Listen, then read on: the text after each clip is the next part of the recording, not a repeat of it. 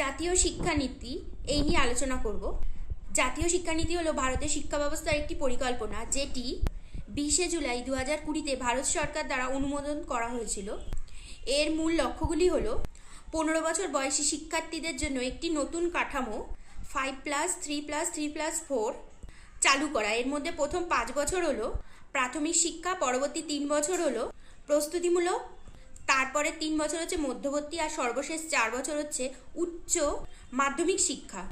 Second হচ্ছে বৈশিষ্ট্য, প্রথম থেকে পঞ্চম শ্রেণী পর্যন্ত শিক্ষার মাধ্যম হবে মাতৃভাষা বা স্থানীয় ভাষা। এবার থার্ড বৈশিষ্ট্য, এই শিক্ষানীতি শুধুমাত্র শিক্ষাগত যোগ্যতার উপর জোর দেয় না, বরং শিক্ষার্থীদের বৃত্তিমূলক দক্ষতা ও কর্মসংস্থান বৃদ্ধির উপর জোর দেয়। এবার হচ্ছে নেক্সট বৈশিষ্ট্য, শিক্ষা ব্যবস্থার মান উন্নয়নের জন্য এটি শিক্ষকদের প্রশিক্ষণ এবং শিক্ষাগত পদ্ধতির পুনর্গঠনের উপর জোর দেয়।